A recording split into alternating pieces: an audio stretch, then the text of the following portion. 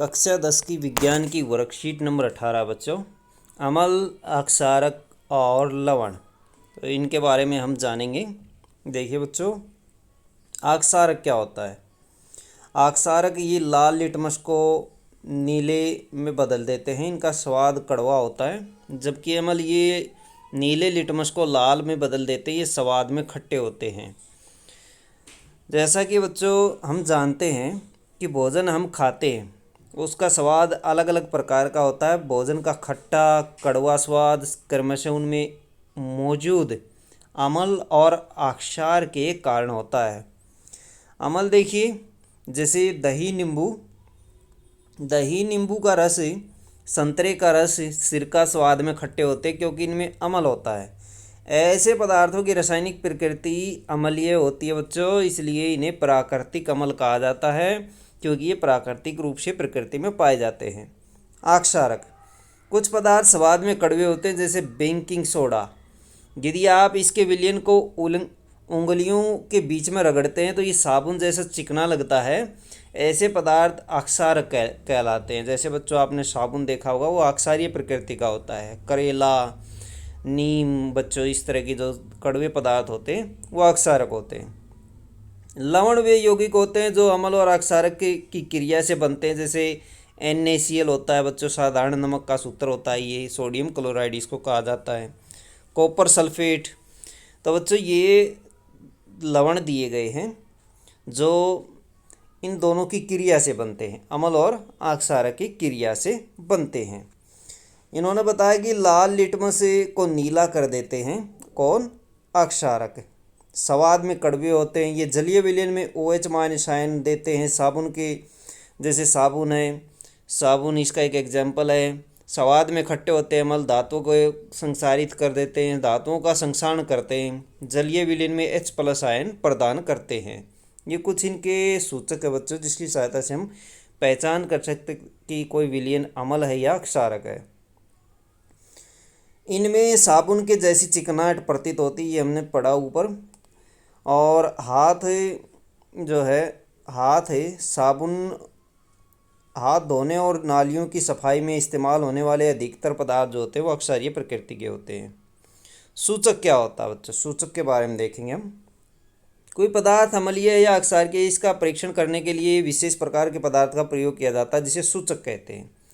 सूचक के प्रकार, तो बच्चों सूचक देखिए, प्राकृतिक, कृत्रिम और गंधीय, 3 प्रकार का सूचक होता है।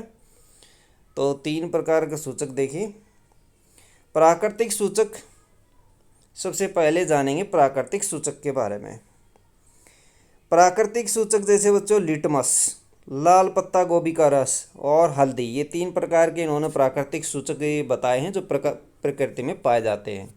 लिटमस होता है बच्चों लीचेन पौधे से प्राप्त किया जाता है। लीचेन पौधे की पत्तियों से प्राप्त किया जाता है। ये पौधा चट्टानों पर उगता है और उसकी पत्तियों को रगड़ करके उसको, उसमें से जो रस निकलता है उससे लिटमस बनाया जाता है। ये लाल अम्ल के साथ क्रिया करता है तो नीले को लाल कर देता है, और अक्षारक के साथ क्रिया करे तो लाल को नीला बना देता है। लाल पत्ता गोभी का रस, तो बच्चों ये भी एक सूचक होता है जो नीले को लाल करता है और लाल को हरा बना देता है। हल्दी भी एक सूचक है, अम्ल के साथ कोई बदलाव नहीं दिखाती, जबकि अक्षारक को लाल बना देती है। अक्षारक को लाल बना देती है, नीले को लाल बना देती है। ये थे बच्चों कुछ प्राकृतिक सूचक। अब देखिए कृत्रिम सूचक। कृत्रिम सूचक मेथिल ऑरेंज और फेनोल्फ्थेलिन 2 लेबोरेटरी में बनाए जाते हैं और इनका काफ़ी ज़्यादा यूज किया जाता है। तो अम्ल के साथ नीले को लाल कर देता मेथिल ऑरेंज, जबकि अक्षारक को पीला बना देता है। जबकि फेनोल्फ्थेलिन क्या करता है? अम्ल के साथ रंगहीन यानी कोई क्रिया नहीं करता, जबकि अक्षारक को गुलाबी बना देता है। अक्षारक को क्या करता है? गुलाबी बना देता है। कुछ गंधीय सूचक होते हैं बच्चों, जैसे प्याज का रस, वेनिला, लौंग का तेल।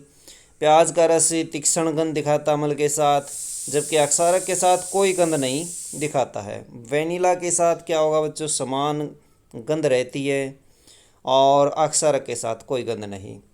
और इसी तरह लौंग के तेल के साथ बच्चों तो बच्चों ये 3 प्रकार के हमने क्या देखे, सूचक।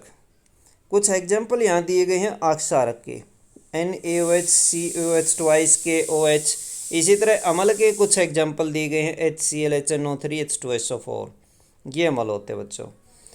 अब इससे संबंधित कुछ प्रश्न देखिए। अम्ल और अक्षारकों के बीच में अंतर बताइए बच्चों। आसानी से आप अंतर बता सकते हैं। स्वाद में खट्टे होते हैं, कड़वे होते हैं। ये जो साइड में दिए गए हैं ये आप यहाँ से अक्षारक और अम्ल, ये वाली जो लाइनें हैं आप ये इसमें लिख सकते हैं इसके आंसर में।